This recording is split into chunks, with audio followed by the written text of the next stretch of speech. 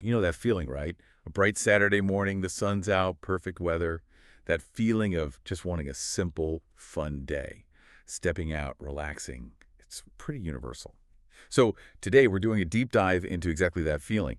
We're looking at what a shopping spree with your best friend really means. But here's the thing.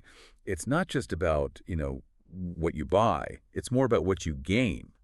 Our source for this is some really nice excerpts from a narrative called A Saturday Shopping Spree with My Best Friend. And our mission today, basically to unpack how a day that seems pretty ordinary running errands, buying stuff can actually be, well, this rich experience, full of connection and just pure joy. We're kind of digging for those little nuggets of knowledge you find in everyday life. And the anticipation for this Saturday, apparently it had been building all week long. Our protagonist was just like buzzing, ready to relax and get out. The plan was pretty simple. A shopping trip to the mall with her best friend Lisa. They even had a set time meeting around 10:30 a.m. at the bus stop. Then just a short bus ride to the city mall. And they used that bus ride well, chatting and actually making a list. So Lisa was after a new handbag and maybe some shoes. And our protagonist, she needed new jeans and thought maybe, possibly a t-shirt. Oh, and they both totally agreed the food court was a non-negotiable stop. Mandatory. Right. And it's interesting how the environment hits you even before you buy a single thing. You walk into the mall, that cool air conditioning hits you. Maybe you smell coffee or pastries baking. It's more than just background noise. Those smells, the coolness, they immediately kind of set a mood. Psychologically, it's like a sensory welcome mat. It triggers positive feelings. Maybe it makes you a bit more open to browsing, to spending. The mall stops being just shops and becomes this whole experience. It's subtle priming, really. It shifts your mindset from practical tasks to something more emotional, almost an event. That makes so much sense. It definitely feels like the place itself is part of the whole deal. Okay, so first stop for them was a popular clothing store. And our protagonist headed straight for the jeans, which, let's be real, can be a whole saga in itself, right? So many types.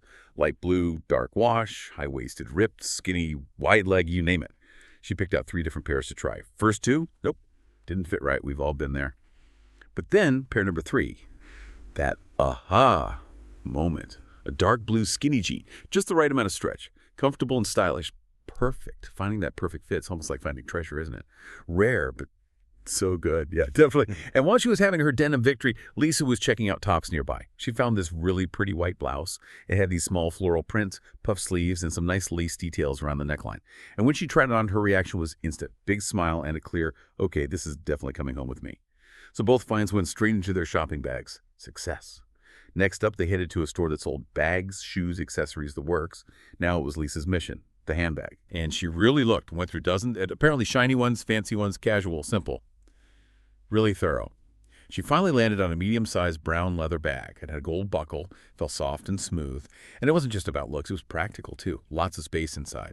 Plus, bonus, it matched her brown ankle boots she was wearing. And those specific choices, the jeans that fit just right, the blouse Lisa loved instantly, the carefully chosen bag, they're not just objects. They say something about personal style, don't they? And that immediate satisfaction, that aha you mentioned, that's a real moment of self-affirmation, finding something that feels like you. It's easy to overlook, but these things become sort of extensions of ourselves, pieces that reflect who we are and maybe who we want to be in that moment. It's this subtle but quite powerful psychological link we form with these items.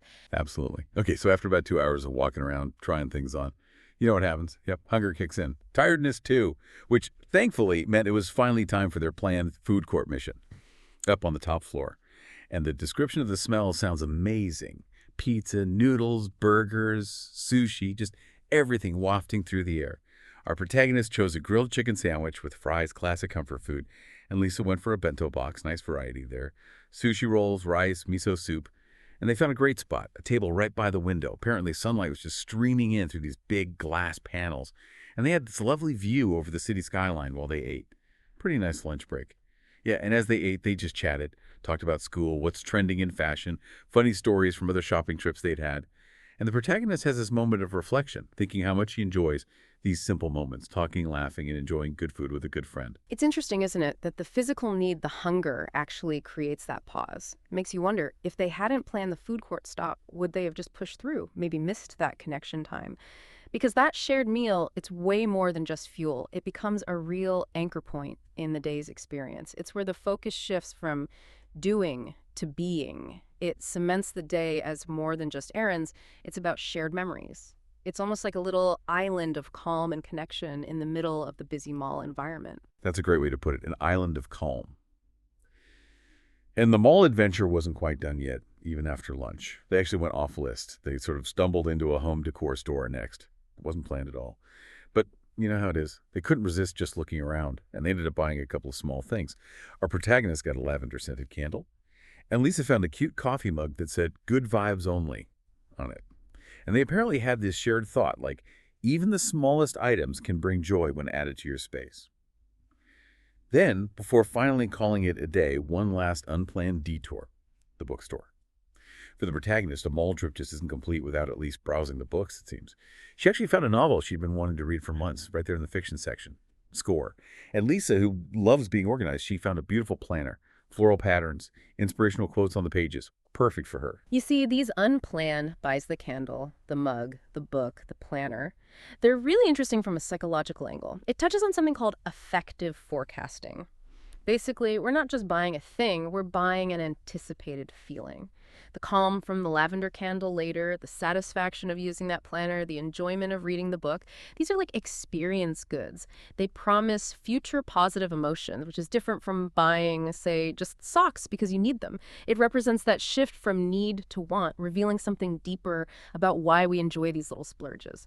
And often it's those little unexpected things, those treats that you remember most fondly from the day, isn't it? Like a tangible souvenir of the good mood. Well, absolutely. It's often the little things. So, as the day was wrapping up, they're walking towards the exit. Hands full of shopping bags, obviously, but the feeling described is hearts full of happiness. They'd really spent the whole day doing exactly what they set out to do. Shopping, yes, but also laughing, trying new things, just enjoying being together. No rush, no pressure, just a fun day filled with creating memories.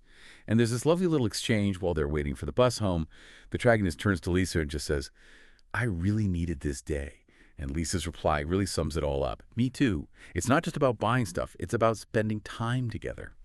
And that's kind of the core takeaway here, isn't it? That's the heart of it. The shopping trip wasn't just about the jeans or the handbag, perfect as they might have been. It was really, truly about the experience itself. The chat, the laughter, the shared moments, the little discoveries, all those small intangible things that made the day feel special. That's where the real value was. Exactly. And so, what does this all mean for you listening if we bring it back? Think about that final scene the narrative describes. The protagonist gets home, tired but happy. She lights her new lavender candle, opens her new book. That lasting positive impact, it goes way beyond the dopamine hit of the purchase itself. It shows the true value was in that emotional recharge, the strengthening of the friendship, that lingering sense of peace and joy. It's like they built up this reserve of positive feeling, didn't they? And she's already thinking about the next weekend. It's about anticipating the next shared experience, not just the next thing to buy. Spot on. And that really gets to the essence of it all. The real value in these kinds of days, these outings, it often isn't in the stuff you bring home in bags. It's in the shared moments, the laughter, the simple connection. That feeling that fills you up, it's the presence, really. Which leads us to a final thought for you to maybe mull over. What are your shopping sprees or whatever your equivalent is? Maybe it's hiking or going to a game. What are they really about for you? Would encourage you to think about it. Which parts bring you the deepest satisfaction? Is it finding that perfect thing? Or is it the unexpected discovery, the conversation, just being with someone? Reflecting on that might help you prioritize what truly brings you lasting joy in your own experiences going forward. How can you lean into those experience goods even more?